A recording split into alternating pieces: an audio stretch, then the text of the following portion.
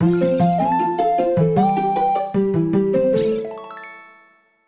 up, guys? Welcome back to another kind of funny First Impressions. As always, I'm Tim Gettys, joined by the boss baby himself, Barrett Courtney. Nickelodeon. What's up, Tim? How we doing? See, I had to bust out the Nickelodeon orange. It's an impressive orange, but it's also giving me flashbacks to when the city was orange. So it's like I love what you're going for, but it's also haunting me at the same time. It is. Let me see if I can change something real quick. Boom. Oh, let's go slime green. Yeah, there we go, boy. Dude. Nice. I love that. I love it. Anyways, we're doing this because today we're talking about Nickelodeon Kart Racer 2 Super Grand Prix. Just Grand Prix, no Super, no Super. Let me tell you, there's not much Super about this game. Damn. But there's something here. There's something here, right? Yeah. Anyways, you can watch this show on youtube.com/kindoffunnygames, or you can listen to it as a podcast on your favorite podcast service. Just search for Kind of Funny First Impressions. We'll be right there. Let's get right into it, man. Greg got us codes for this game. Yes. He was just like, I know that you two little kids, you love your Nickelodeon, you love your Nicktoons, you love all that. You got your 90s, mid-20s nostalgia going on. Go for it. Exactly. Yeah. And then also, we both love kart racers. So we're going to give this one a shot. I know you had played the first installment a little bit. So you definitely are the expert here. Whereas I just played this for the first time and I did a couple Grand Prix. But that was enough for me to get what this game is. Right. But let's start off with, what are your thoughts? Well, to bring up the first game that came out 2 years ago, which was kind of like a reboot to like a Nicktoons Kart Racer, I think, or like an homage to that game that came out in like the early 2000s that I played a bunch on PC. That game was really fun. I don't remember if it actually like played or controlled well, but I just remember the story. You guys were like all these Nickelodeon characters were competing to win like 100 Krabby Patties, and then there was like a secret racer, Tim, who's like entering in the competition, some shady stuff going on. And then once you beat him, you find out it's Plankton. Yeah, so the first game came out 2 years ago, and it was like the first kind of Nickelodeon's kart racer that we gotten in a long time. And the story there is, I didn't play much, and I don't remember much of it, but I was working at IGN at the time, and it just so happened that the first kart racer of this new Nickelodeon Kart Racer series launched the same day as Red Dead Redemption 2. So Jonathan Dornbush and I, who were both producing Beyond together, thought it'd be funny to stream it to Beyond's YouTube channel as a joke. Like, this is the big game that's coming out today. And, you know, of course, the live chat was like, do they not understand that Red Dead Redemption 2 is out today? And then we responded, do you not understand the joke? I'm there, Courtney. And so from what I remember of that game, because I will say that this second one in this new series that we've had in the last couple of years is definitely an improvement, because all I remember of that first game was that it was very bare bones. There was like a total of 10 characters you could race as. 4 of the characters were the newer iteration of Teenage Mutant Ninja Turtles. Yeah, which is the case here too. Yeah, they're all there. Yeah, they're all there. But like when it's only 10 characters you can play as, 4 of them are from one show, and then like the 3 other shows were I believe SpongeBob, Rugrats, and Hey Arnold. And it was just 2 characters from each of those shows, I believe. And it was just like, I don't even remember there being a lot of tracks. It was just like, it felt like a very, very like, why is this kind of out kind of game. Now for this one, I'm enjoying it the more I play it, and to me, this is the game that should have come out 2 years ago. There were way more characters starting out. I think even when you start the game, it's like 14 characters that you have already unlocked, which is already more than what the first game had in total. And then there's 16 characters that you have to unlock through winning Grand Prix, doing challenges, and stuff like that. And so there's a big kind of lineup here for Nickelodeon kart racers. And then there's also like a bunch of characters that you have like your kind of kart crew, which I enjoy. You have like your crew members, and then your crew chief, who will give you like a special ability, and that kind of opens up to like, okay, you can't play as these characters, but there's some like nice nods here and there to show Filbert from Rocko's Modern Life. Exactly. Like, Tenzin from Korra and stuff like that, who Tenzin is like kind of like the mentor character in that show. So it's funny to have him as like a chief member, like being like your number one guy in the microphone kind of stuff. But yeah, it is. Here's my thing with this game, and this is why I think it's an improvement. But it's also, it's improvement from the first one, because all I can say of the first one says bare bones, and I don't think it was worth anybody's time. This one is a Mario Kart 8, like, almost complete ripoff.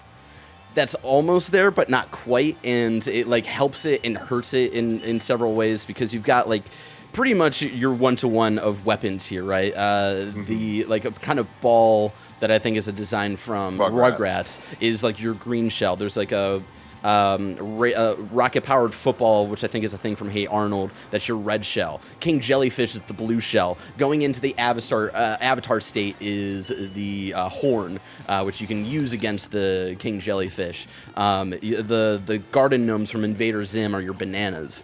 It's also one-to-one and blatantly just like kind of a ripoff. Like the Bullet Bill is Appa from Avatar. And it's like it's all like so perfectly rip off from that game, and it makes me feel like, okay, like they want to be Mario Kart, but then the controls just don't feel as good as Mario Kart. Like the momentum feels off. Drifting does not feel good whatsoever. To cut you off for a sec here. It's like, earlier I said there's something super about this game. It's like, but the thing is, it's not horrible because it feels right enough. Like, I would say that this is a 5 out of 10 from the bit that I've played it. But I mean that in the sense of like, it's mediocre. Yeah. It is average as average can get because it does do a better job of copying the Mario Kart formula than a lot of other kart racers have. Right. But it doesn't do anything that's unique, that's good. It does a lot of things that are unique and kind of like... And see, the one unique thing is like the whole crew member system, which like, at least I'm only like a Mario Kart player. Like, you're more attuned to like the whole kart genre, I would say, Tim. So at least for me, this is no Crash Team Racing. Let me tell you that. The whole crew member system I do like because it opens opportunities to where I feel like I would be regular fucked over in Mario Kart, where I don't have a banana but a red shell is about to come at me. You got your slime gauge in here, Tim. With it, when you fill up your slime gauge, your power up from your chief crew member person, you can use it. And so like I'm doing like a Hey Arnold run. I'm racing as Arnold. I've got Eugene. So did I. That's so weird. And Grandpa Phil as my crew members. Eugene, if you get hit, you get an auto boost, and then with Grandpa Phil, whenever you get an item and use it, he'll give you an extra item, and it's always a boost. And then I forget the girl's name, who's friends with Phoebe, who's my chief member, and then whenever you fill up her slime gauge, you get like kind of a barrier that's her glasses, and that'll like project or kind of defend you from any projectiles and stuff like that. And that's my thing is like, as a unique idea of having these crew members that give you the different powers, it's cool, but it's not well implemented, I don't think, because I think that fair. Like the way the slime gauge and all that works, the slime works directly against what makes kart racers fun.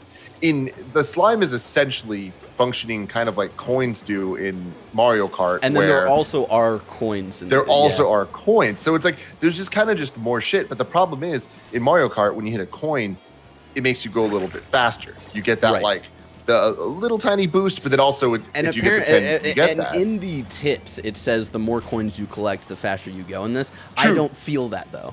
But I think a lot of it is, so much of this game is designed around slowing you down. The slime, which if you have full slime, you should be able to go faster or whatever. When you're going through slime, or when slime's hitting you, it slows you down so much that it's just like, like if it made you go faster, I feel like that would enhance the game a lot more. The other thing that's funny is I'm a huge fan of the varied roster that this game seems to have from a character perspective, both as a kart racer and the crew stuff. I think that's really cool how they're getting into like some weird stuff. And I like just shout out to like each, you know, there's a lot of crew members that you unlock that have like similar powers, but they always try to implement it to who they are as a character. Like I unlocked Gilbert from Rocco has the turtle shell thing instead of Phoebe's glasses. Yeah, and then like Iroh from Avatar, it's like I forget exactly what it was, but like when you gain something from someone else, it like.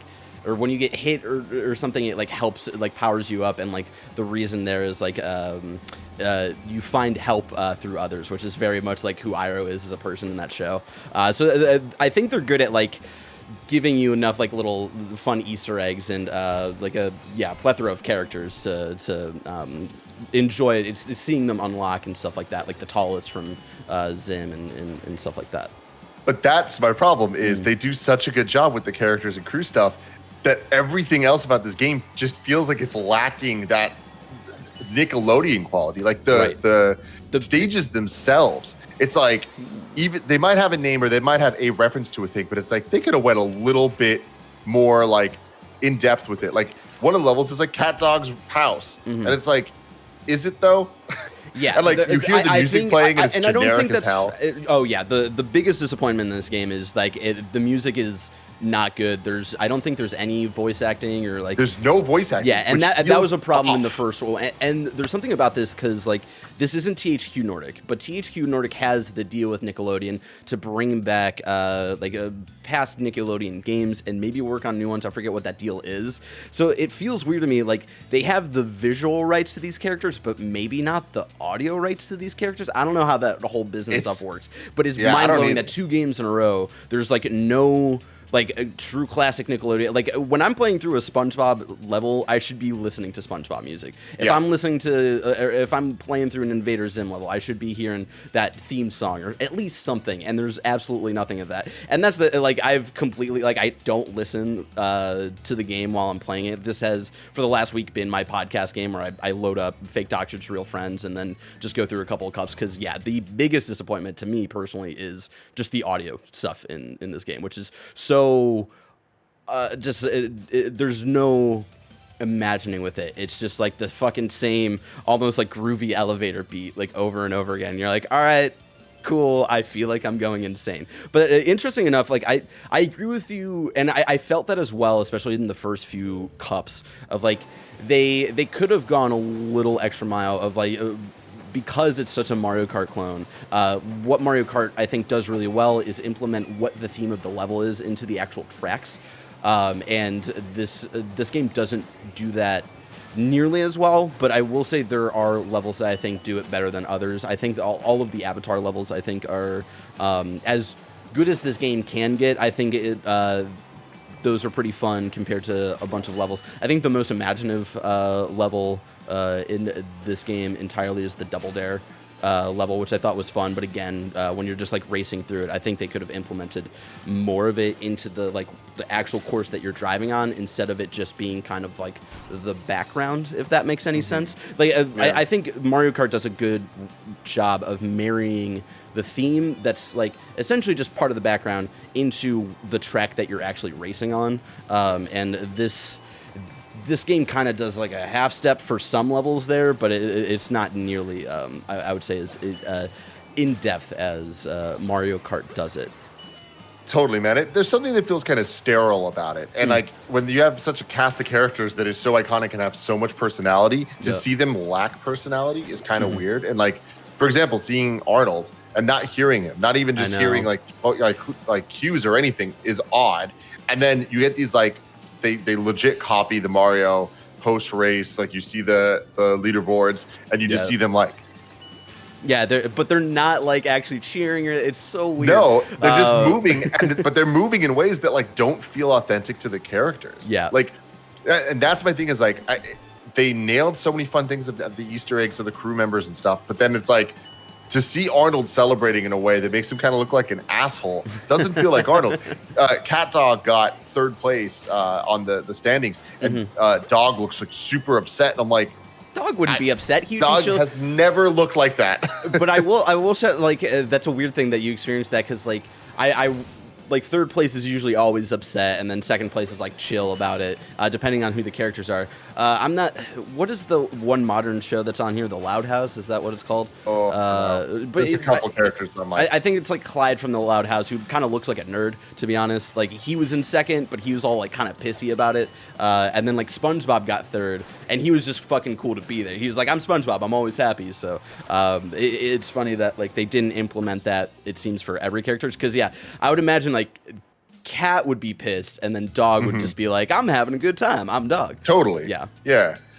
So it's weird because like I guess like the final thing here is like, would I recommend this game to anyone? And I don't mean like would I recommend it to everyone. I mean, is there anyone that I would recommend it to? And like I don't think the answer is yes. Like especially when there is the amazing kart racers like Mario Kart that I'm sure at this point we've all beaten to hell. But there is Crash Team Racing out there, and like there is even Sonic All Stars Transformed or whatever the fuck. Team Sonic Racing. Whatever game that Nick was weirdly good at. Yes, exactly. Yeah. And like, you know, that one's not my favorite, but I do think that it does a lot of the things this one tried to do better. And there's just like the pull of this one, I would say, is two things.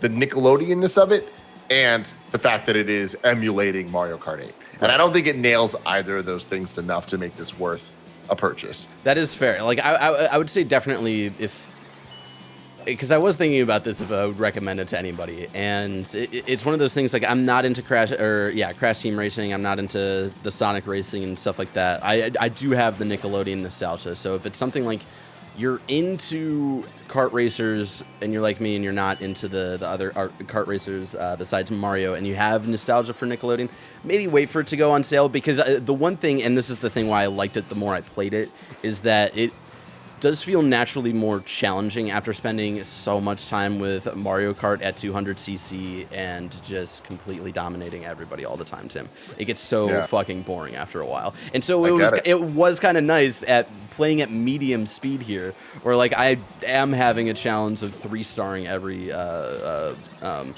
think there's a better rubber banding effect that this game does on the back end to keep the rest of like the PC computer players AI. like up with you, whereas like Mario Kart, I'm doing 3 stars 200cc and then I'm like going to sleep like it's nobody's fucking business. Like it does not matter. And like and that's kind of the thing where I'm at personally, and this is just like a postmortem for Mario Kart 8 Deluxe. Like I've been bored of Mario Kart 8, and so like it was kind of nice to get something else. So like it's not like you said, I think it's a 5. It doesn't nail either of the things it needs to do perfectly, but it was fun to just like get out of the Mario Kart 8 space, play something else that I'm not fully used to, and you know, get a little Nickelodeon nostalgia from it, right?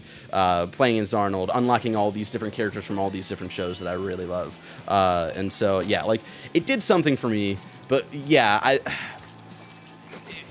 it's. Even like if you're someone who is like a kid who's like really into Nickelodeon, like I don't know if I could like again, I would wait for this on sale. If you have a kid who really loves Nickelodeon and like really wants a Nickelodeon Kart Racer for some reason, yeah, maybe wait for this to go on sale, maybe during the holiday season or whenever. But don't. It's a stocking stuffer, you know. It's not like the big present that you get your kid, but yeah, I don't think this is a day one buy for honestly anybody. But I will say this is an improvement from the first game. Because the first game, I don't remember anything from it other than it was just so bare bones. So this is an improvement, and like, yeah, that's all I can really say. But I did enjoy my week with it, and will I ever go back to it? Like, will I go back to it after unlocking the last kart racer I have to unlock, which is Shredder? Probably not. I just want to unlock all the characters just so I can say I can unlock. Yeah, like might as well. But yeah. I don't know. I don't know where I'm going with this. I had fun, but it's not a great game. Well, there you go, ladies and gentlemen. Nickelodeon Kart Racers 2 Grand Prix. That's the name? Yes. I nailed it. Until next time. Bye, guys.